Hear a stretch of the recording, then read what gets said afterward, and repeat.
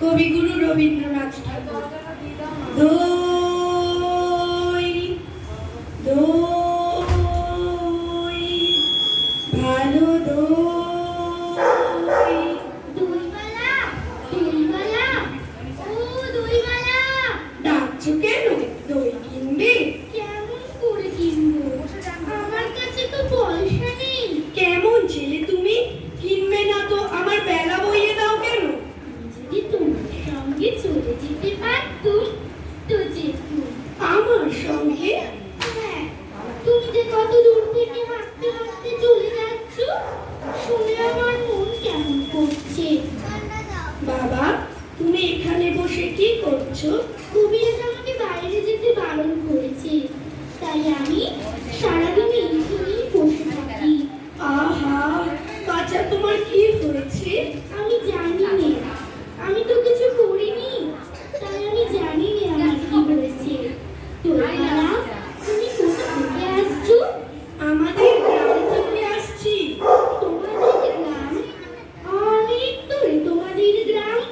আমাদের গ্রাম সেই পাঁচমুড়া পাহাড়ের তলায়, শামলি নদীর ধারে। পাঁচমুড়া পাহাড়, সামলি নদী, কে জানি, হয়তো আমি দেখেছি তোমাদের গ্রাম, তবে সে আমার মনে পড়ে না।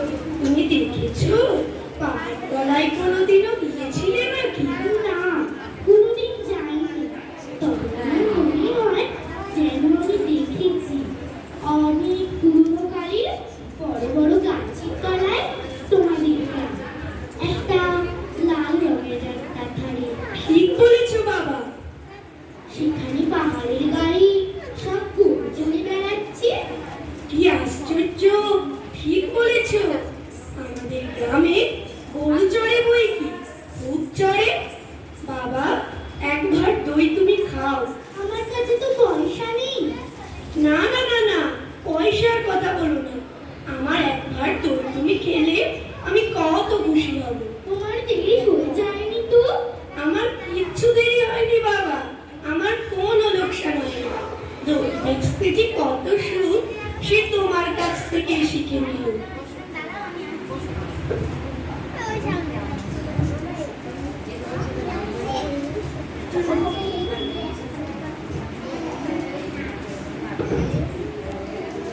দই, দই, দই, ভালো দই। সেই পাঁচমুড়া পাহাড়ের তলায় সামনে নদীর ধারে গয়লাদের বাড়ির দই। তারা ভোরের বেলায় গাছের তলায় গরু দাঁড় করে দুধ দই। সন্ধ্যেবেলা মেয়েরা দই পাতে, সেই দই। দই, দই, দই, ভালো দই। ওই যে রাস্তায় প্রহরী পায়চারি করে বেড়াচ্ছে।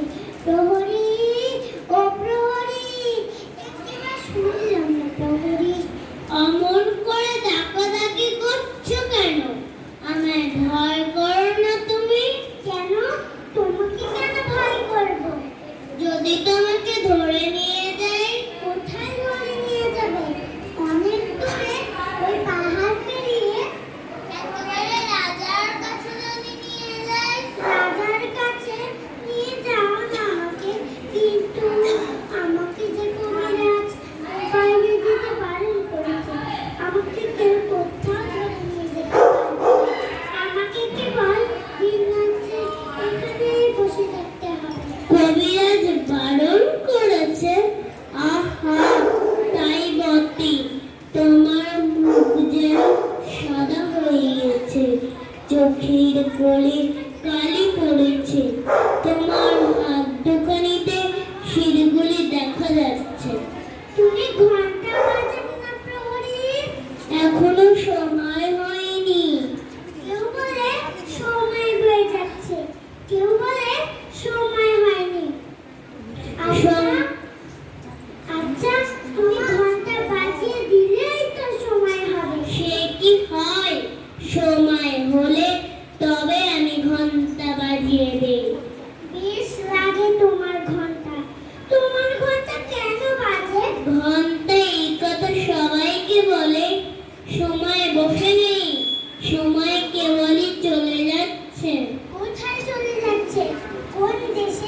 সে কথা কেউ জানে না।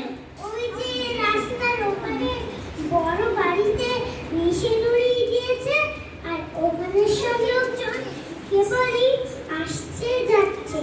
ওখানে কি হয়েছে? ওখানে রাজার নতুন ডাকঘর বসেছে। ওই যে মোড়ল আসছে, এবার আমি পাই। মোড়ল যদি দেখতে পায় তোমার সঙ্গে গল্প করছি, তাহলেই মুশকিল বাঁধবে। কই মোড়ল? কই কই?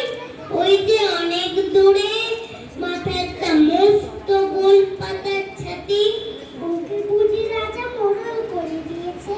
আরে না না, ও আপনি মোড়লি করে। আমি আবার কাল সকালে এসে সমস্ত শহরের খবর শুনিয়ে যাব। রোজ যদি একটা করে চিঠি পাই তাহলে বেশ হয়। এই জানলার কাছটাতে বসে বসে পড়ি, কিন্তু আমি তো পড়তে পারি না। কে পড়ে দেবে? পিসিমা তো রামায়ণ পড়ে। পিসিমা কি রাজার লেখা পড়তে পারে? কেউ যদি পড়তে না পারে জমিয়ে রেখে দেবে। আমি বড় হলে পড়বো, কিন্তু রাজার ডাকঘর যদি আমায় না চেনে। মোড়ল মশাই, ও মোড়ল মশাই, একটা কথা শুনে যাও না। কে রে রাস্তার মধ্যে আমাকে ডাকাডাকি করে? কোথাকার বাঁদর এটা? তুমি মোড়ল মশাই, তোমাকে তো সবাই মানে। হ্যাঁ হ্যাঁ, মানে বই কি? ভূত মানে? রাজার ডাকঘর করা তোমার কথা শুনে না শুনে তার প্রাণ বাঁচে? বাস রে, সাধ্য কি? তুমি ডাকঘর করাতে বলে দেবে আমারই নাম অমল। আমি এই জানলার কাছটাতে বসে থাকি। কেন বলো দেখি? আমার নামে যদি চিঠি আসে তোমার তাহলে নামে? তোমার নামে চিঠি? তোমার নামে চিঠি লিখবে? রাজা যদি চিঠি লেখে তাহলে রাজা তোমাকে চিঠি লিখবে? তা লিখবে বই কি, তুমি যে তার পরম বন্ধু।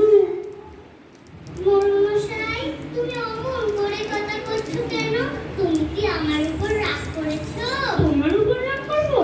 শীঘ্রই যাতে রাজার চিঠি তোদের বাড়িতে আসে, আমি তার বন্দোবস্ত করছি। তোমায় কিছু করতে হবে না। কেন রে? এর খবর আমি রাজাকে জানিয়ে দেব। রাজার কানে একবার উঠলে দুরস্ত হয়ে যাবে।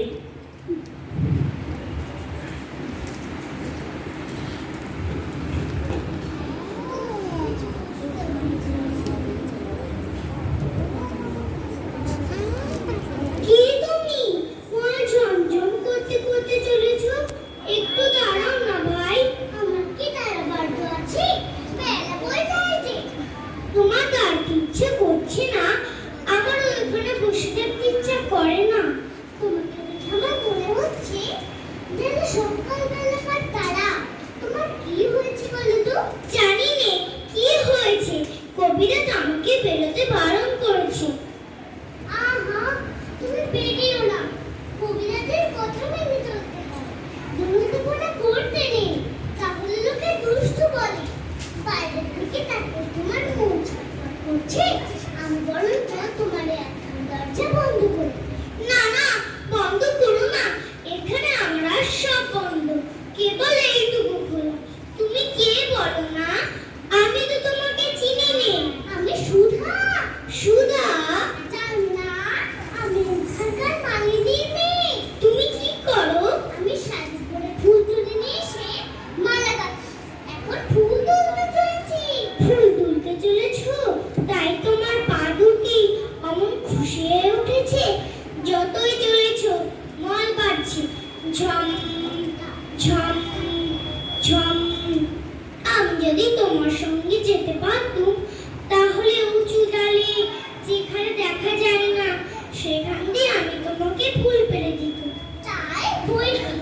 ফুলের খবর আমার চেয়ে নাকি তুমি বেশি জানো? জানি, আমি খুব জানি। আমি 7 ভাই চম্পার খবর জানি। আমার মনে হয় আমাকে যদি সবাই ছেড়ে দেয় তাহলে আমি চলে যেতে পারি খুব ঘন বনের মধ্যে, যেখানে রাস্তা খুঁজে পাওয়া যায় না। সরু ডালে সব আগায়, যেখানে মনোয়া পাখি বসে বসে দোল খায়, সেখানে আমি চাপা হয়ে পড়তে পারি। তুমি আমার পারুল দিয়ে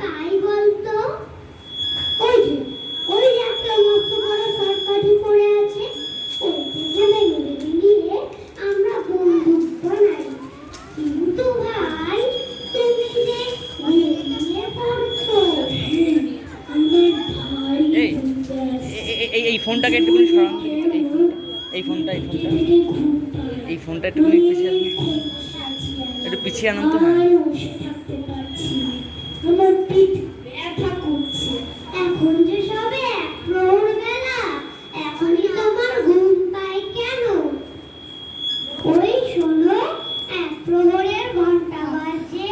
হ্যাঁ, ওই যে বাজছে, ঢং ঢং ঢং, আমাকে ঘুমোতে যেতে ডাকছে। তবে আমরা এখন যাই, আবার কাল সকালে আসবো। যাওয়ার আগে তোমাদের একটা কথা আমি জিজ্ঞাসা করি ভাই, তোমরা তো বাইরে থাকো, তোমরাই রাজার ডাকঘরে ডাকার করে দিচ্ছেন। হ্যাঁ, চিনি বই কি, রূপ চিনি। কে তারা, নাম কি? একজন আছে কালো ধার করা, একজন আছে শরৎ, আরো কত আছে। আচ্ছা, আমার নামে যদি চিঠি আসে, তারা কি আমাকে চিনতে পারবে? কেন পারবে না? চিঠিতে তোমার নাম থাকলেই তারা তোমাকে ঠিক চিনে নেবে। কাল রোজ সকালে যখন আসবে, তাদের একজনকে ডেকে এনে চিনিয়ে দিও না। আচ্ছা, দেবো দেবো, এখন আমরা আসি। ডাকঘর মন কেমন করার একটি গল্প। অমল চরিত্রে মৌরী সরকার, শিরিন পাধি, অয়ন্তিকা মজুমদার, ধ্রুব কুমার নাথ, অভয়ঙ্ক ঘোষ, দইওয়ালা রূপম সরকার, প্রহরী যশোদীপ দে, মোড়ল সৌরদীপ্ত দাস, সুধা কৃষ্ণা মণ্ডল, ব্রাহ্ম ছেলে অদ্ভুত বিশ্বাস। শেষ হলো ডাকঘর।